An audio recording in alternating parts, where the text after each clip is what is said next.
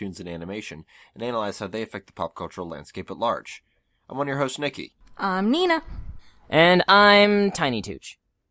And this is a little interlude episode we're doing before our Flapjack episode, where we're going to cover Stephen Bomb 2, because it's probably... Who knows how short this is going to be? It's Stephen Bomb 2. We just didn't want to put them in one episode because it'll be like 9 hours for you and 20 hours for me to edit it. Yeah. Let's just get into episode by episode. Let's get it on. Let's get it on. Yeah, that's what I was thinking of. I was like, I can't do that. That's from Beautiful Joe. Oh. Which also had a cartoon, but we won't review it because it was bad. Yeah, it was apparently really bad. It was for kids. The first episode was Sworn to the Sword, which I erroneously referred to as Connie the Sword Fighter in a previous episode, because it deliberately parallels elements of Stephen the Sword Fighter, including shot-for-shot references to Utna. Yep. Yeah. Now, before even that episode, we were treated to something I wasn't expecting. Yes.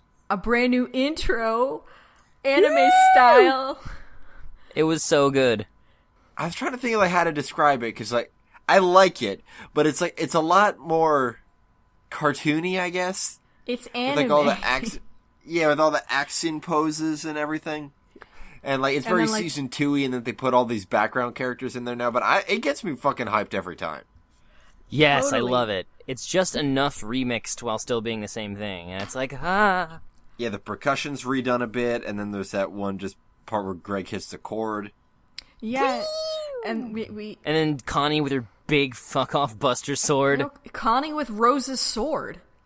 Yeah, I mean, she's carrying it like the Buster Sword. It's great. I love it. It's so Like, compare cool. relative to her size, that's what it is to her. It's so cool. Yeah, because I love also it. you got to keep in mind that Rose was like 10 feet tall.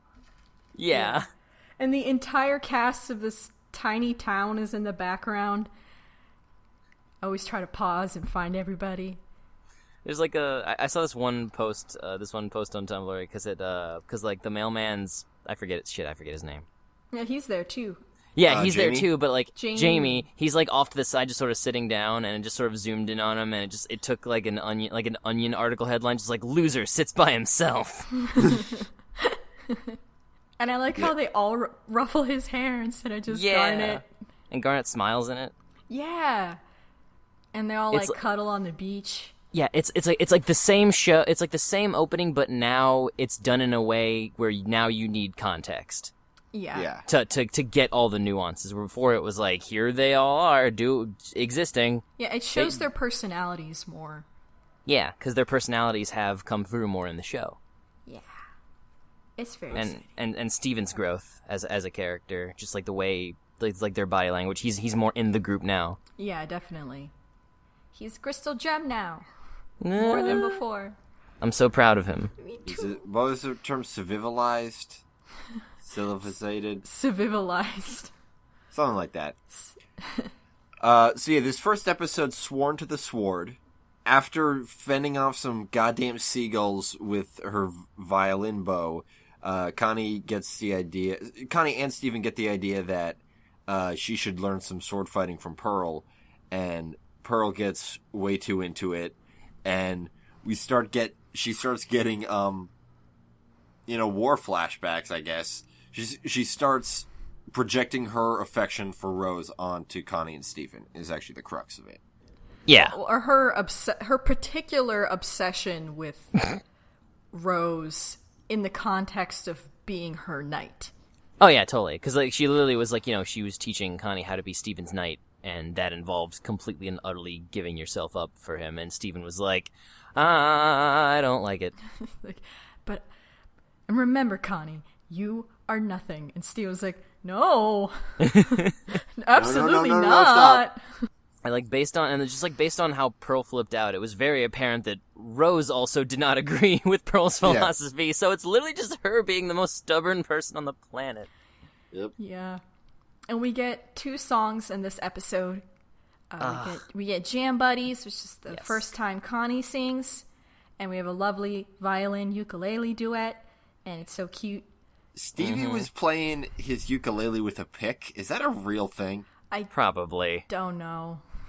It was also the first time they've actually visited the washing machine hand that we see in all the title cards, but I've never actually been a location before, the Steven Bomb. But like, yeah, and then we visited twice. We visited twice this week. Yeah. You think they literally were just like, oh wait, shit, they've never been up there. Let's try and fix that this season. Yeah, maybe. And then there's another song which is a duet of Pearl and Connie. Oh, so good. Yeah, it's Connie... so good, but every time I want to listen to it, I'm like, I can't because it's sad. Yeah. It's so good. And Connie's outfit, you know, the one where she's wearing the fucking Kid Gohan gi. Yeah, I know. She's straight up Gohan. Although, I think it's actually based on, like, more from her culture. Like, that outfit is part of, like... looking at the wick. I don't know why I don't save these things when I see them. We have a podcast about cartoons. I should really remember to bookmark this shit. Connie's training outfit and fighting style appear to be based on, oh my god, Kalaripayattu, a martial art that originated in the Kerala region of India. That's even cooler. Yeah, man. Hell yeah. And Connie was getting she was like slowly transforming into like a RPG character. Yeah. With the bandages around her hand and the marks on her face and the cool braid and her whole thing. Like, man, Connie is even more amazing than she already was. I love it. Love it. Love it. And then that fight with the end with Pearl and her and Steven teaming up. It's like, oh shit. Yeah. Like, it was awesome. Oh my god. It was like Shield Knight and Shovel Knight. It was so cool. Yeah, because it's like, they've got that whole sword and shield thing, and then all that, like, the only thing you can extrapolate from that is Stevani is going to use both. Exactly. And it's going to be amazing. And then, you know, the opening credits imply that Steven's just going to give her the sword, because he's not using it. Nah. Oh, man. But, oh, Pearl. Pearl. Is there sort of a revisitation of some stuff we saw in the first episode of the last Steven Bomb, the name of which I forget? Rose's Scabbard. But, Rose's Scabbard. So similar themes, but it doesn't feel like we're repeating ourselves, which is nice. Not really. Because this is a more particular facet of Rose's obsession and... Yeah. It was a running theme throughout this week. Yeah. No, it's just like, this week it's like, Pearl is just crazy about Rose. That's I mean, the fact. You can't falter. I'm pretty crazy about Rose. Yeah, you know, Pearl is kind of terrible. As a person, not as a character, obviously. She's a wonderful character. Also, she was terrible in the 80s, definitely, but who wasn't? She's not the worst. Weird Al? That's true. Weird Al gets a pass. Weird Al is better than everyone. Yeah. Yeah.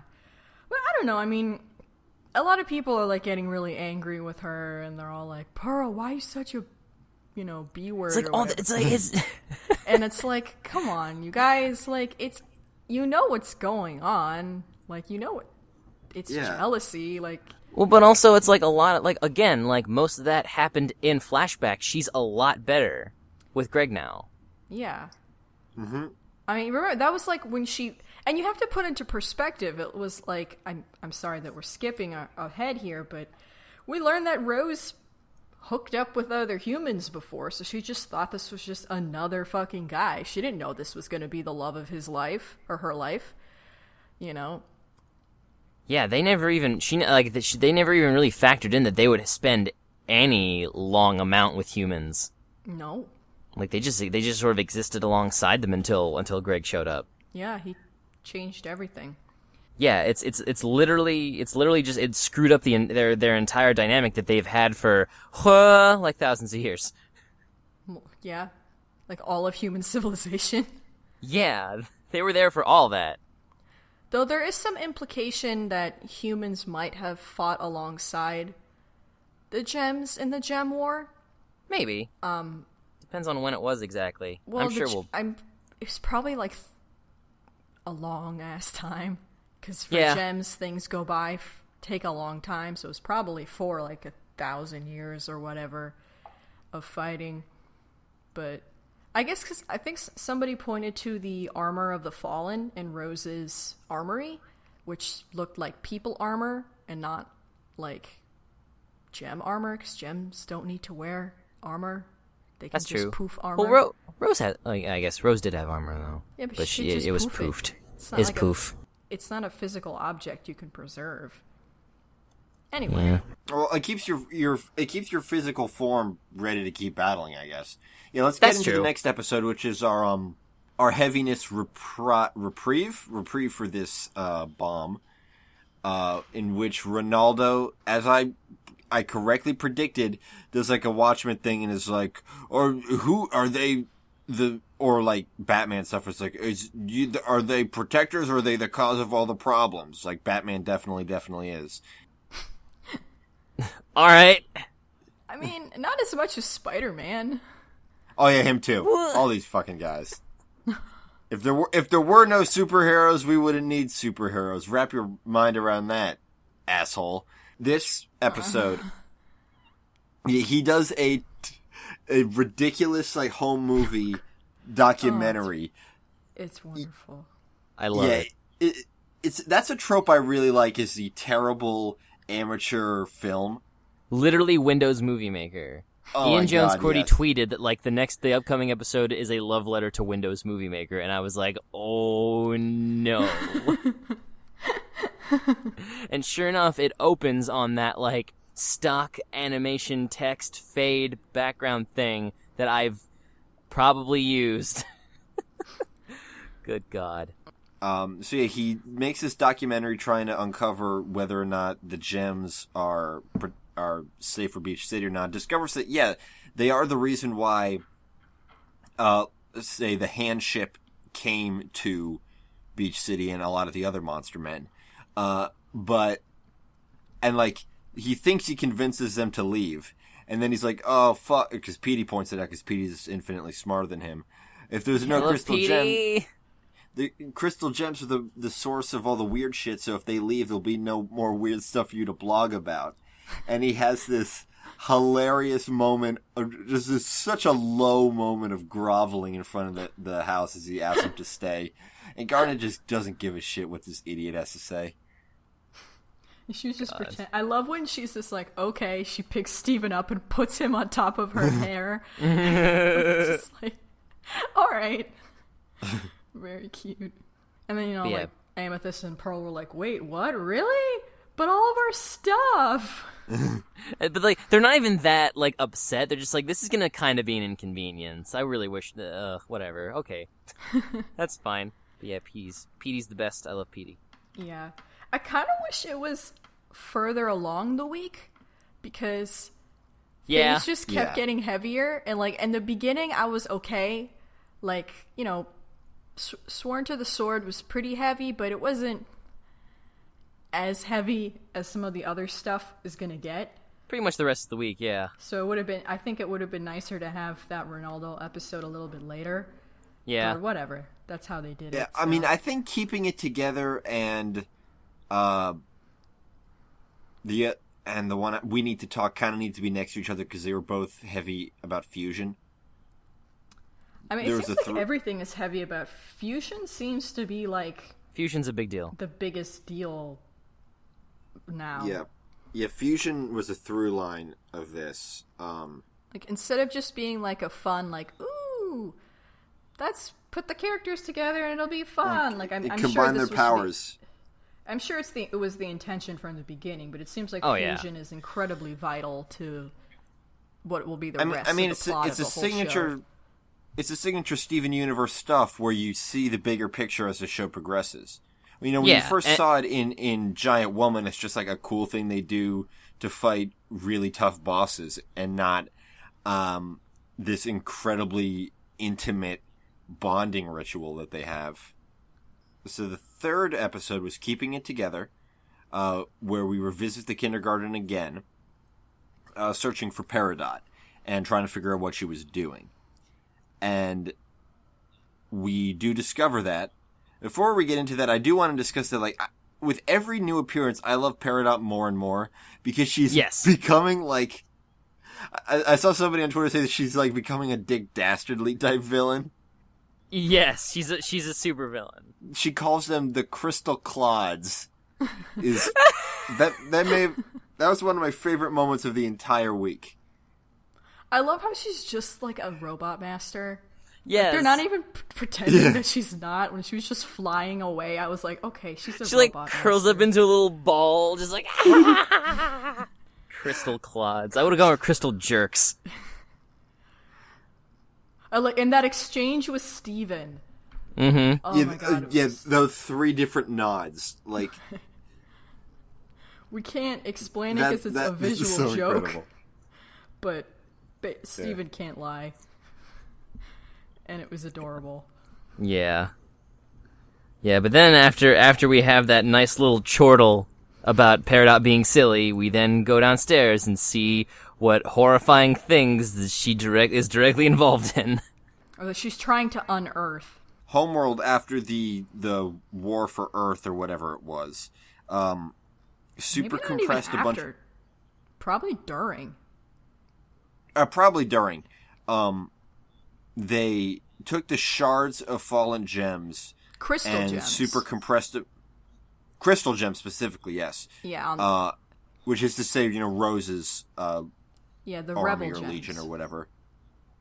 Oh god, And, I missed that. Oh no. Yeah, it took me a while to figure that out, but then I realized, wait, because I watched the whole thing twice. I had to watch it more than once because I was trying to break down what was happening with Garnet there, and then I realized, wait, these are the shards, the fallen bodies of the rebel gems that they're using for these experiments.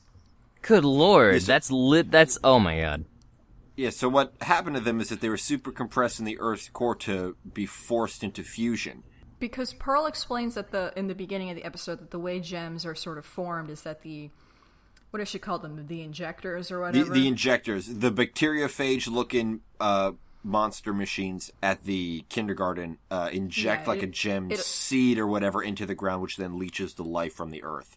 So the kindergarten... they probably just inject like a regular rock, and then by doing this process, it absorbs the Earth and becomes a gem species, and then comes out of its hole. So that what they did is they took the shards, injected them all together to like reform again, so to reabsorb the Earth's energy, but like all together and super compressed, in an attempt to make it one being again, even though they were coming different parts from different gems that had already been formed. Because it's not like they're taking shards of like gems that haven't been gemified before. They're taking shards of gems that have already been given sentience and life, and then doing it again. It's pretty messed up. Yeah. Yeah, it's pretty clearly a rape analogy. I was gonna say it's akin to like war experimentation on prisoners. That too, and also like a Frankenstein monsters thing. There's a lot of things happening. But one of the things that Garnet says is that, they were not asked permission. Fusion is a choice, and they weren't given a choice. One thing that we've talked about before is that, although they're not the same thing, fusion has a lot of analogies to human sex. Together Alone was really smart in the way that it was both simultaneously not about sex at all and completely about sex. And one thing that our friend Jake, who's been on the show before, notices that even at the end of Jailbreak, when Jasper and Lapis fuse, Jasper still asks for permission. That's true. Yeah. So... But it was very like... So that's part of why... It wasn't nice permission. It was like... Well, still, I think the thing was coercive. like the illusion of choice was like Jasper was the one who thought it was more of a choice than it was really. Yeah. But still, like there was still that pretense. But it is interesting because I think there really is a disconnect between Rose and the Crystal Gems view of fusion and Homeworld's view. And it might just be that Rose's section or sees it in this very intimate light. Maybe, yeah. Because, Rose is all about love and compassion, and so her followers would feel the same way and be attracted to those ideas. Yeah. I mean, it might not be a universal thing among, depending on, like, which gem subsect you belong to, which... Well, I've always wondered exactly how culturally dissonant the crystal gems are from the homeworld now, since it's been so long. Like, maybe they see the gems as extremely old-timey with old-timey traditional values that they don't have anymore. Maybe. Like, Or I've always maybe wondered it's about the that opposite. aspect. Maybe they still have the old values, and since the war, things have changed. Because that's what Lapis seemed to imply in... Oh, yeah, totally. Like, things have definitely changed. Heavy stuff, and it also elaborates more on the nature of what Garnet is, and that she's the embodiment of the love of Ruby and Sapphire, as opposed to just more than just like a shared consciousness, more than just like two people at once. But there was that bit when she discovered what the hand fusion monster was, where you could tell the personalities were splitting. She was coming undone. Literally was coming undone, which is so major because Garnet is a fusion that stays fused all the time. Like, all the time. She's unshakable. She's unshakable. And this was the thing that was just so shocking and messed up her entire being so much that she almost unfused. Which, like, never happens unless she's damaged in battle. Yeah, the last time it happened, she was, like, torn asunder. Yeah, that was because, she was Jasper she was used that. Cleaved in half. Well, Jasper used that body Thingamajig. disruptor device, that illusion disruptor device. So it was insane. And then, she wasn't fully formed back yet, so... The next episode was We Need to Talk.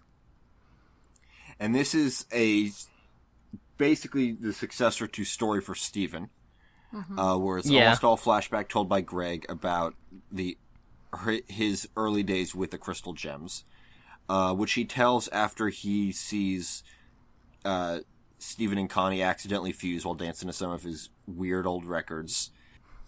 Which are based off of real bands. Yeah, the philosophy majors, that was the cover art to Savage Kingdom. Tragic Kingdom. Tragic Kingdom is the name of that.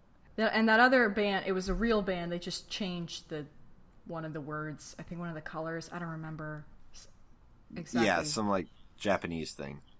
And then there was a poster of KK Slider in his van, which is cool. Yeah! You see some fuse, and he's like, well, that's fucking crazy. And it was so cute, too, because they were just... Oh, a super sweet moment. It was so cute because, like, they didn't even realize that was... They kind of forgot that they could do that. They were just dancing and having fun, and then, started swirling around, and then it just happened, and Steve Onnet was like, oh... Oops. He talks about, so, because he's like, Greg is like, this is crazy that you two confuse. It's great. But, here's like a story about like my experience trying to fuse. So we go back to, was probably very soon after, Greg and, not very soon, maybe a couple of months or so. It was a couple months. He said these last few months it's you have been great. So it starts with him filming a music video. He's on guitar, and Vokes. Rose is on vocals, and then Garnet and Amethyst are keyboard and drums like they were in Steven and the Stevens. Yeah, but Garnet was keytar. Yeah, keytar, and because it was the 80s. And Amethyst is still baby Amethyst, who I love. And they do like this, Babythist. Pretty cool duet song. And what's interesting is like when we first learned about Greg's music in like season 1, like the first song we hear is "Let Me Drive My Van Into Your Heart," which is some goof ass novelty song. Yeah. So our first impression was like he just does this goof ass music, and then we hear this and like a Comet and some of the other stuff, and it's like, oh, he's actually like really good. He's a legitimately talented musician.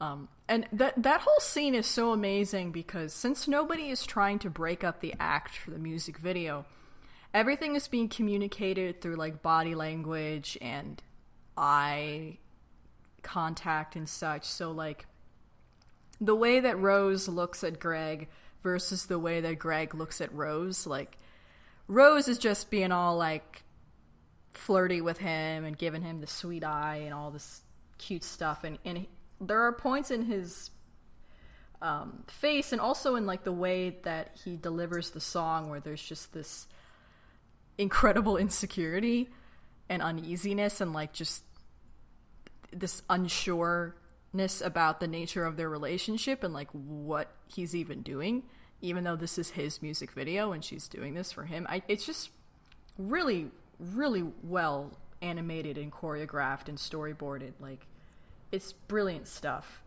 And that doesn't even begin to get to the main feature attraction of this scene.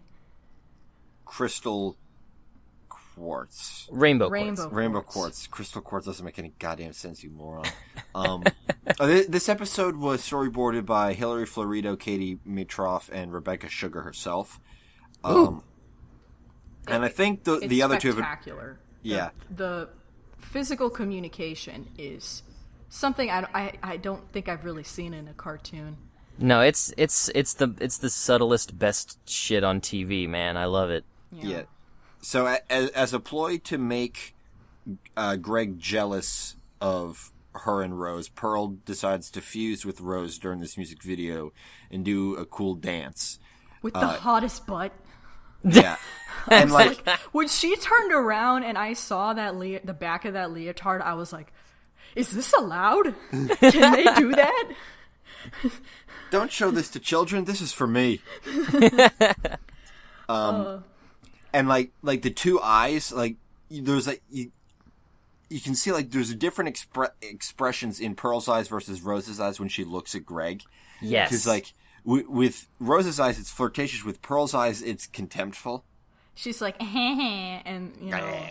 And Rose is just like, look how cool this is. Isn't this the coolest? Don't you think I'm cool? That's what she literally says is pretty cool, huh?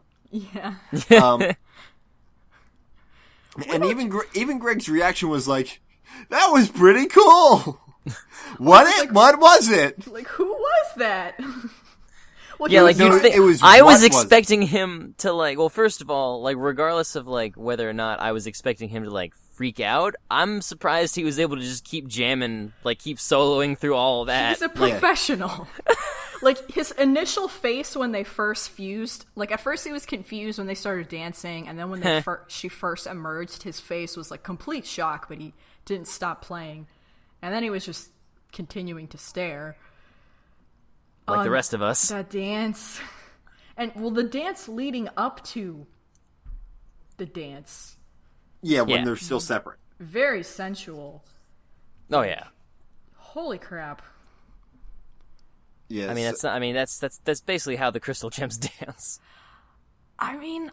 Yeah. I guess. I mean, the craziest one was the most sensual one they've done, though, because... That's not true. That's not true. Remember... Garnet just Pearl against the wall. Slammed Pearl against the wall. Well, that didn't result in a fusion. No, but also, I'm right. Okay, I meant like fusion dance to. To well, I mean, I don't think we've never. That's a weird choice of words. We never saw Amethyst and Pearls. That was done off screen. Oh. Because well, we can imagine, considering the bad dance they did. It's got to be confusing based on how different their dancing styles are. Yeah. Yeah. Or complicated, probably. Complex. Choreographed. And maybe the sensuality comes a lot from Pearl, because she just likes to get up-ons. Meanwhile, Amethyst essentially just gets it. She puts her weight on it. Basically. And there's that freeze frame where, like, Rose is, like, holding her, and she's kind of, like, almost, like, cradled into Rose, and it's almost like... It's, like, covered by their hair, but it looks like they're kissing, and they probably are. I don't know. It's one of those freeze frame bonuses. Yeah. So, Greg tries to like set up a thing where like I'm gonna try to fuse with Rose. Why not? Can't hurt. Maybe it'll really hurt. I have no idea. Yeah, because Pearl was just the worst to him. She was awful. Yep. Very compelling character bit. Very possessive. Yeah. I love the scene though with like he tried to drop the mic on her and he was like, "Oh shit, these are expensive." Yeah, what am I doing? And a baby Amethyst was like, "Whoa!" He's just eating legs. Popcorn. Pop Rocks. Was it popcorn or I think it were Pop Rocks. I thought it was Pop Rocks because I thought it was corn. It doesn't work, but they have like this really sincere, intense heart-to-heart. There's a line in there I really like where Greg's like, she asked, what is being in love like? And he's like, it's torture. And she's like, I'm so sorry. But like, oh my God. The idea of that kind of like intense romantic feeling being painful is something that really speaks to me because that's the only way I felt that it sucked. It's not usually telegraphed in the media.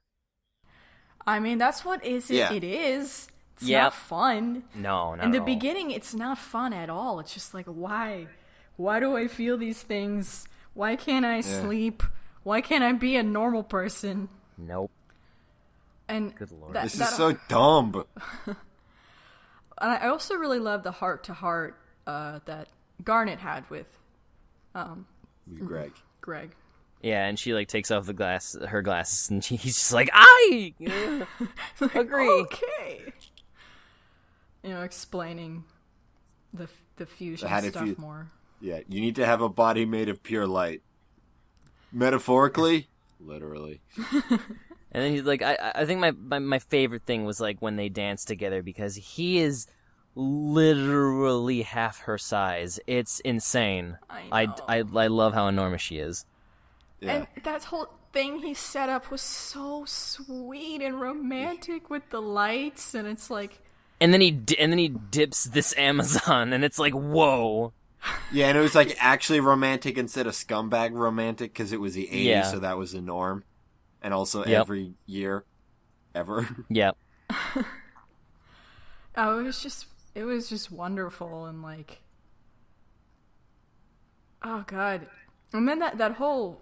The talking, we need to talk in the talking part is just... This show is so wonderful at addressing the boundaries of language that we all face when it comes to describing ourselves and describing how we feel and our relationships and navigating that in-between space of language and visuality to like...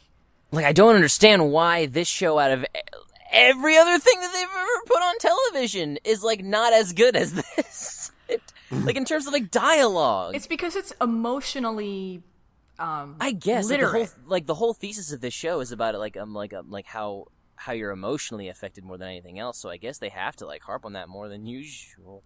But it's fascinating because, I mean, I and, like, a lot of the theory stuff that I've been reading... queer theory and stuff, this concept... Query? Sure. This concept that, of language failing us, of, like, being unable to capture these things, is very prevalent, and Garnet herself is an example of this. Like, everything that Garnet is something that language just can't describe, which is why they had to have another episode trying to explain it, and again, it's nothing that words can say. And the whole scene with Rose and Greg, where they were just at an impasse where they were so different from each other, and they just couldn't really see eye to eye in this like way to like really communicate. It's just all this. But they had a love that transcended their inability to communicate. Exactly, and the show because language is often limiting. Because always limiting. Language is our only tool for making our thoughts at all concrete. And if a language sucks. If your language doesn't have a word for a concept, you can't conceive of that concept. Yeah. I was having a discussion with some people earlier today. So, like, I think a huge obstacle in the way of like acceptance of like gender and trans issues, and like the note, because gender and sex are not the same thing, and a huge obstacle is the fact that people equate them when they're not the same thing.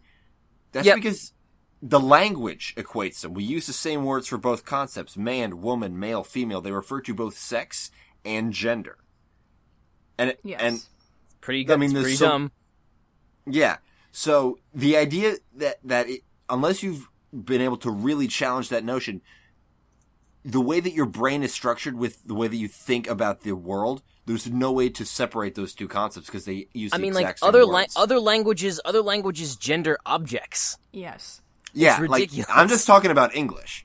And so, and it's like say in Spanish, everything is binary. Yes. But in reality, nothing is binary. Exactly, and it gets in the way of having real, genuine relationships. And even though technically Rose and Greg is a queer relationship, but it reads as a non-queer relationship. That whole exchange just he's making out with a rock. Solidified that point where he said something and she completely took it this other way. And by using these aliens, you can really stretch and push and pull this point of the language. Yes. And it's absolutely brilliant, and I haven't seen anything even care enough to try to navigate that stuff. Like the most sci-fi usually does is just like, oh, we don't have this food, or what's a movie, and it's always the most elementary surface level junk, and it's like, okay, but also what about just like the concepts of your own reality based on it's ridiculous. How do you understand things? There's a famous challenge that John W. Campbell, the guy who wrote the movie that the Mars jumping guy... John Carter. John Carter? John Carter, yes. He made this famous challenge like back in the day saying, write me a creature who thinks as well as a man or better than a man, but not like a man. And, that's been kind of like this sort of sci-fi challenge to do when you create these alien characters, and that's exactly what they did. It's a creature, a being that is just as advanced, just as sophisticated, probably even more, but doesn't function the same way. Yeah. And by the extension can't understand things the same way. And I think that's it's really important. And sometimes I feel people kind of forget that. People just assume that any intelligent life is going to be exactly like us, and I hate it. Exactly, and even in a lot of people, when they write about the show, try to apply our current understanding of sex or gender to the gems, and I feel like it's missing the point because they're rocks. What they are and what they do, it's so beautiful and so distinct yet similar. It's so alien. Exactly, that you can't just... Like, the word alien means other things, you guys. Look into it. Exactly, and it mimics how if you meet somebody who, say, is trans, and you've never had that experience before, and it seems alien to you, but it's not. It doesn't have to be. It's a matter of bridging that gap and learning to communicate. It's just a matter of, like, empathy and trust. Yes. And it's such a beautiful thing, and I just wish people were a little bit more conscious with their word choice when talking about the gems and the kinds of relationships that they have, because I think they're all wonderful relationships, and I don't think they deserve to be simplified because they're not simple. Yeah. So we should probably move on to the next episode. Yeah. This episode may have been my favorite one of this series. I don't know. Is it because Lauren Zook storyboarded it? It's definitely a factor. He'll never be able to know. Yeah, absolutely not. I saw so much of her voice and her style in this episode. Just like the way that Garnet falls asleep at the end is like a drawing that she has made a lot. Just like, this is my day. This episode, I don't think anybody was expecting to be heavy. No, yeah, No, this is the well, one we where we were going to definitely be like, weren't. yeah, what we said is like, they're going to be in pajamas and we're going to see their jammies. And then there I weren't wish. any. I was Not so good. sad. I was sad for a little What bit a and then I missed got this. opportunity. The dialogue was quick in this episode. Like, it was really snappy. Like, the dialogue's always good in this show, but, like, the comedy was coming at a faster rate than usual. There's so many, like, great jokes in there. I just love, like, we've been searching for light years. Light years measure light, not years. Like, and a lot of things were so fast I didn't even know what was going on. Like, the whole sitcom sequence. Yeah, that was happening at like lightning speed. And the fact that they decided to name the episode after Garnet's weird sitcom catchphrase, which I don't even know what it is. It means The like title- chill out you- in like Norwegian or something. Yeah, Oh, really? the title Chilletid translates roughly to chilling time from Norwegian bokmal. I don't know if I'm getting those vowels right. Leave me So it's alone. literally just some random out of like, cause like, I don't know, cause like that's a thing that a crappy sitcom would do, like give their Fonz character a random ass out of nowhere catchphrase. Okay. So, but yeah, that's the title. I dig it. I'm all about it. And then she has two eyes for some reason. Yeah. Yeah. It's like, I love dream stuff. The Yeah, weirder you the love- better, please. Yeah, And then I love like the idea. discussion about how dreams, Oh. telling people about your dreams is dumb and nobody likes Oh it. yeah, that it's the most boring thing you can do to another human being is describe your dream. And I suppose I'm guilty of it that one time that I described I had that dream about murdering Robin Thicke in public. But I mean, I enjoyed that story. I like hearing that other might people's be dreams. the only. Congratulations, Nikki. You've had the only interesting dream in the entire I think history I of might have. Because you beat a famous person with your bare hands. I mean, I agree with you. Like, I tried having this discussion with friends, and they're like, "No, I love talking about dreams," and I'm like, "Well, I don't want to hear your long ass dream that makes no sense to me." Here's the, and then, like, yeah, I woke up in my bed, but it, like, wasn't my bed. And I wasn't even, like, in my house. But for some reason, I knew it was my house. But And it then there was wasn't. this person, and it was like this one guy. You don't know who they are. Let me tell you who this person is. I'm like, I don't care. Shut I met them, like, 3 up. months- Here's the I met thing. them, like 3 months ago on the bus. it's from a narrative standpoint, there is super incompetently structured. I'm trying to seek a compelling We here at narrative, Toon and I'm not Goons going to get it will here. analytically critique your dreams as if they were novels. Yeah, not dream analysis, because that's all entirely made up. Yep. Don't tell the entire dream. Just get to the interesting Get to the part where maybe you saw a titty. Or like when Steven was like, Garnet, just, Amethyst was on a skateboard and you were there and I was a dog copter and it was like, Steven, you're trying to tell her about Lapis, just talk about Lapis. Yeah. Like, Doc Copter didn't acknowledge that I was there, and I think I've got some issues to work out. Pearl's dream, that had Lauren Zook all over it. that was the most hilarious That it thing. was... I was cackling like a gremlin. Because, like, Amethyst. everything that you said about, like, not diminishing these relationships is true, but that was very much in her style of, like, being so comically gay. Well, it's just that, like, It's stupid. It's so stupid. well, It was like a scene from Uncle Grandpa. If it was handled any, and like some people might disagree, like I think it was handled well because like I don't know, I could see some people not liking that because it was way too ham-fisted and unsubtle, but I think that's the Yeah. joke. well, it was a dream. Yeah, that's the thing, but like I don't know, it's just like I loved it. It's I supposed to wouldn't be surprised if some people hated A that. dream is supposed to be your subconscious, so it's just like Pearl.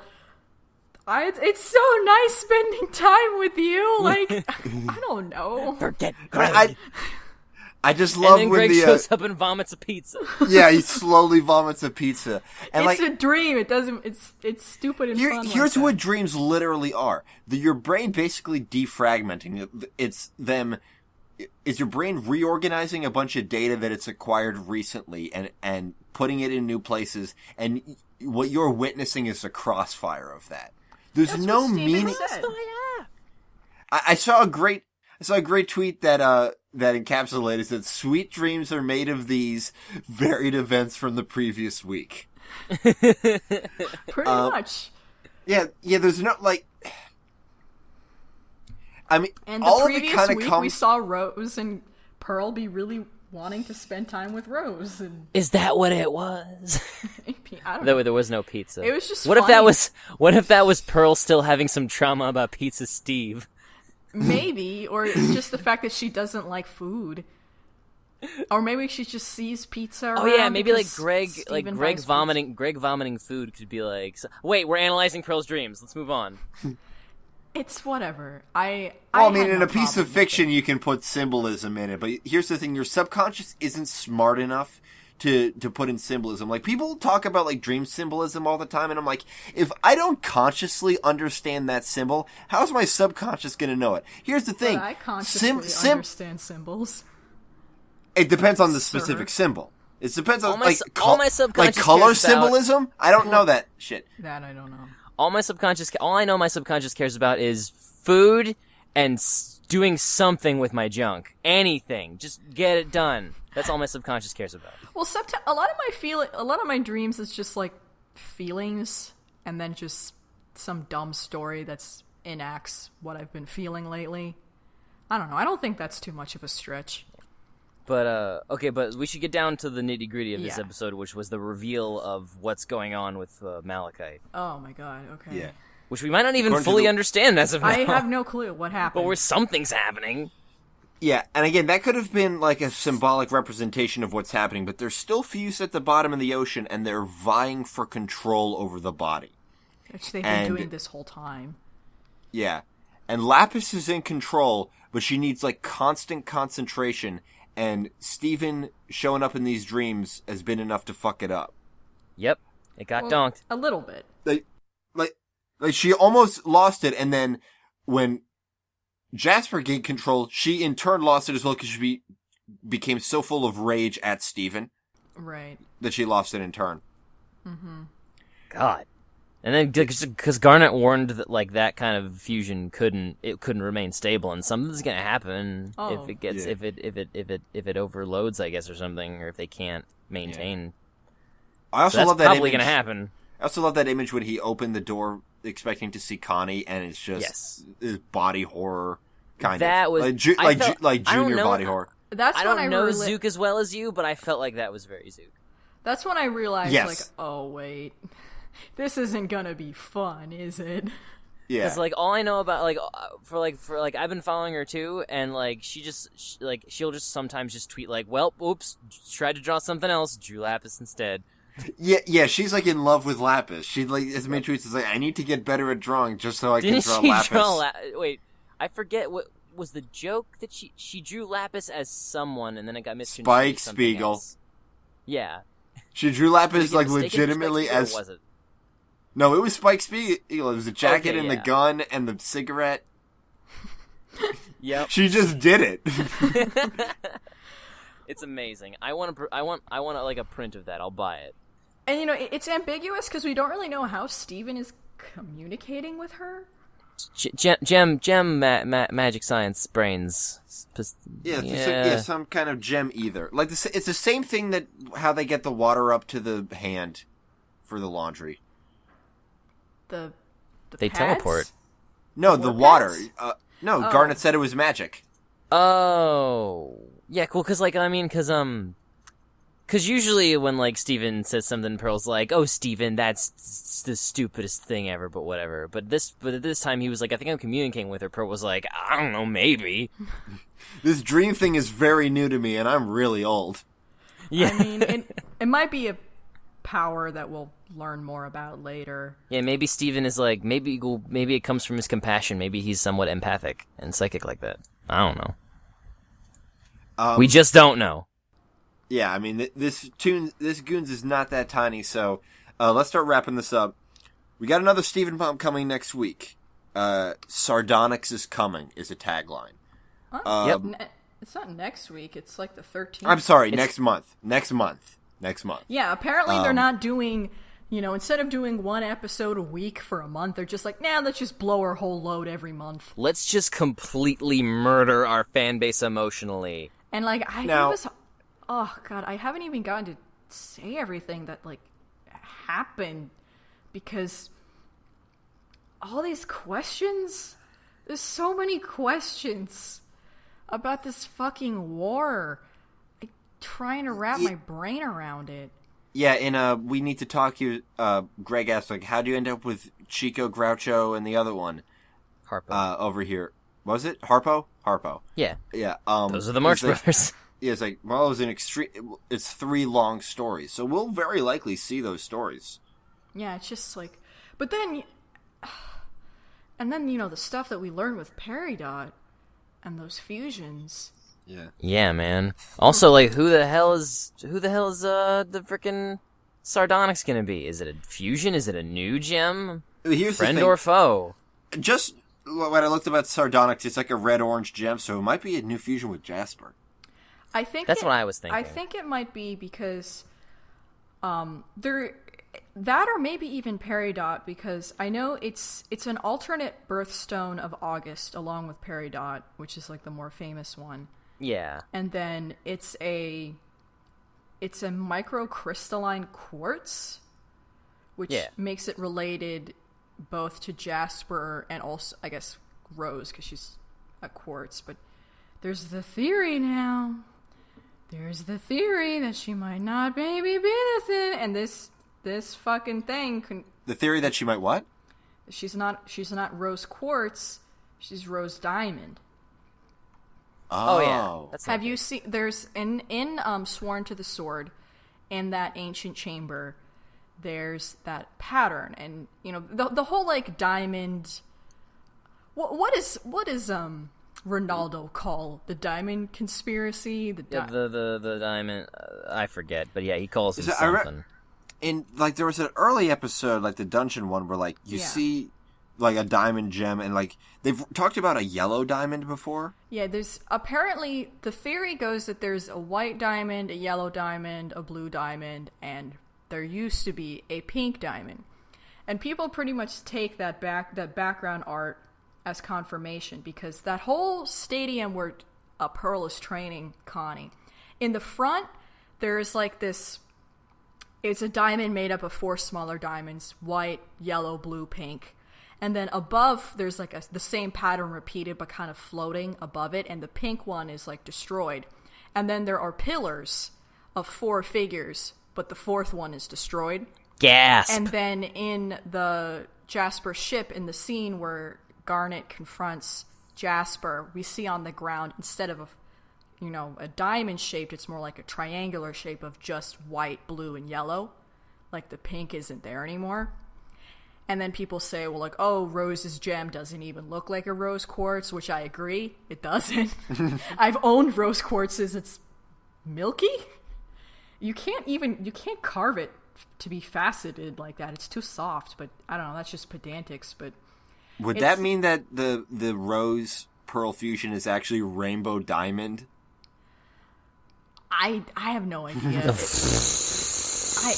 is my favorite My Little Pony. I have no clue. And then, people are theorizing that, like, there are people have the different allegiances to the different diamonds, because then, like, on Pearl's spacesuit, the front of her suit has a little pink diamond. And then, I don't know. And I guess with Rose Diamond leaving the Gem Society, it created this gap, and there's no compassion, and people are theorizing that like each diamond rules over a specific aspect of society, or all this craziness. Well, that's all like complete speculation. Let's talk into something that's real. Okay. So this is going to be our 3rd Stephen Bomb, our 2nd one this summer, and the 6th bomb Cartoon Network has done since November. There's some speculation that like maybe this is not a great idea that they're doing this so much, because it is a very weird pacing, but I think there's a lot of advantages to it. The first Stephen Bomb created an unreal amount of free buzz. The show blew the fuck up when it did that. And the But at the same time, you can't recreate expect magic. No, yeah, I think that's what they might be trying to do. No, but I think that from a pacing standpoint, if we look at the two best examples of these bombs so far were Steven Bomb 1 and Finale, where it's a pseudo-movie released in 5 days as opposed to 5 weeks, which would be torturous. It's like a special mini-series. Yeah. Now, if this is all about the Sardonyx gem, this is going to be a very good reason to do it. There wasn't a theme to Stephen Bomb 2. This could have been spread out over 5 weeks. It would have still been great. I think if they are going to do another pseudo-movie, then this is how they should do it, and I will appreciate it. Yeah, maybe the whole bomb format could be done more on purpose from now on. Like, now that they know it's a thing they can do, like maybe shows will now plan ahead. Like, okay, we can make this batch of episodes like a week bomb, and then they'll tie them together better. I'm not saying it should like every show should be just nothing but bombs, but it's like it's another form of presentation that offers something new. Yeah, I like the bombs, but I don't want Steven to just be bombs. Because we're not getting any new episodes until then this bomb. Steven will bomb. Yeah. One thing that I did notice is that this is the closest that regular TV can get to mimicking the format of Netflix originals. Basically. Where they just dump the whole thing on you at once. Maybe that's also what they're trying to mimic. Because that's also been very successful. Because that's just what because like nobody like TV is now like not it's like a low priority in terms of how people choose to watch media. So now they're just trying to play catch up and like, okay, how do we pander to these people that just want to sit there for hours watching shit? Yeah. Yeah. So no one's got lives no more. This is the closest they can get, and I think it's going to be interesting. And I'm looking forward to this one because, I mean, here's the thing: we get to see a new gem design, and that's always great. I love always smart as hell, except for Alexandra. It's still smart because it's like this is a mishmash of idiots. A hot mess. I guess I think that's the only reason I'm fine with Alexandra, because it's kind of supposed to be a mess, because like these three shouldn't be fused. And like the gem itself is like fucking cray. Like the color, people like the color palette is ugly, and it's like that's what the gem actually looks like, dog. Yeah. Well, Alexandra's color palette is garbage. As someone who like barely understands colors, she looks like complete shit. But that's what Alexandrites look like. I sure never used her in the game. There's too much trubs. Yeah. Do you want to talk about We Bare Bears real quick? Real quick. They've started showing promos for We Bare God damn it. They've started showing promos for We Bare Bears during the Steven Bomb. I saw 2 different ones. They're kind of the same thing. It's the 3 bears like standing on top of each other as they just walk through a bunch of settings. The first one was a bunch of like photographs of wilderness and shit, and then the second one was settings from other Cartoon Network shows, like the house at regular show, the tree house of Adventure Time, Beach City, Uncle Grandpa's fucking trailer or whatever, Titan's Tower. It's his RV. And anyway, the show is going to be premiering finally on July 27th. These commercials, however, don't actually say what the name of the goddamn show is. Yeah, it's about 3 bears, grizzly, panda, and ice bear. Ice bear? Yeah, I remember that. It's my favorite part so far. It's supposed to skew a little younger. It's about... They're all brothers who spend much of the show chowing on food trucks and chasing internet fame.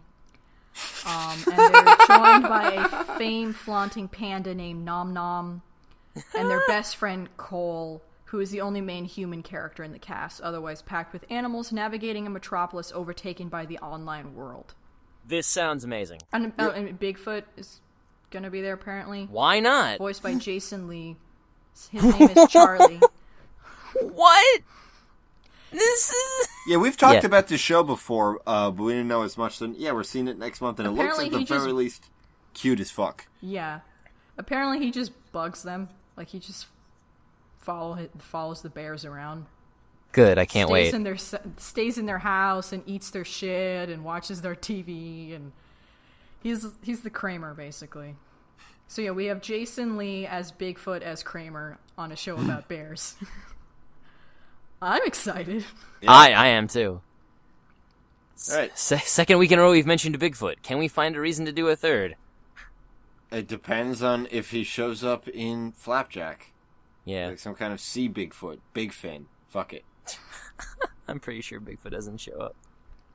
And just some quick shout-outs, because it's Steven. Blade Racer, thank you so much. Blade Racer. Found our podcast, likes it, wants to talk about Little Witch Academia.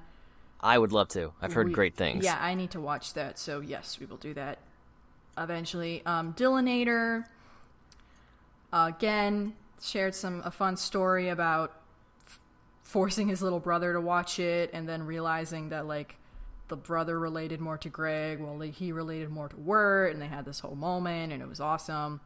Aww. And he was like, since 2/3 of you are siblings, did this happen to you? I related more to Wirt than Greg, and I think that's the same with you, Nikki. Yeah.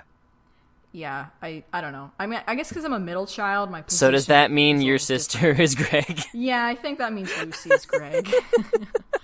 And that's a rock fact. It's a rock fact.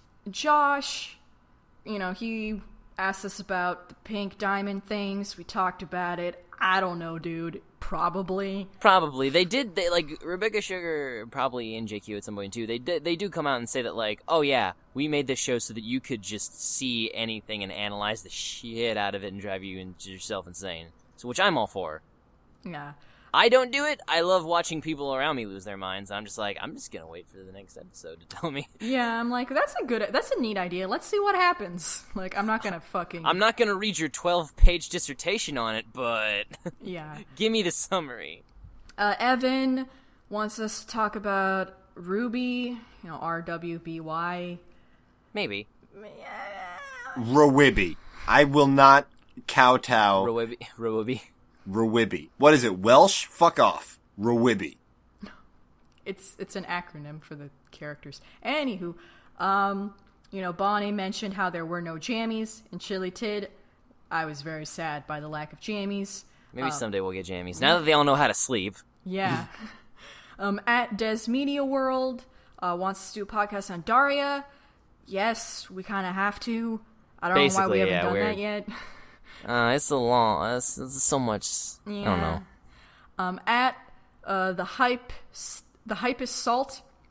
Do you guys think you'd ever do older animated movies like Heavy Metal, Last Unicorn, or any Ralph Bakshi? Hell yes, we'll do some Bakshi. Yeah, we'll do Bakshi. We'll definitely doing the Last Unicorn. We don't need to do Heavy Metal. We don't need to do Heavy Metal. No, that's just some kind of neat animation that makes no sense. I'll just listen to some music I liked in high school and I'll jerk off, and it's the same experience. Basically. And at the Hype Assault, also saying we're doing a great job and hashtag the hypest to us. So I guess that's their job, is to be the hypest. And point out what else is the hypest, and I'm flattered we've been chosen as among the hypest. Yes. And then Zero Is Me asked about Anime Next. Do you guys have any more information on that? Anime Next or Anime Expo? Whatever. Which is the one you're going to? Anime Expo. Okay. The meetup is going to be on the Saturday, because there's nothing we want to do that day. I think it's going to be early afternoon, but we'll get back to you on that. There will be, we're just going to put, an official Tumblr post. So, for right now, that's around when it is, but wait for an official... Wait for, an official posting on the social July medias. the what? July Saturday. That would be the first, wouldn't it? No. That's a Wednesday. What? No. The 4th? Oh, fuck yeah.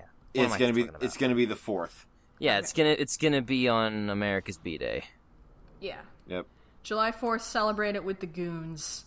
2/3 of the Goons. I won't be there. Goon it up, America!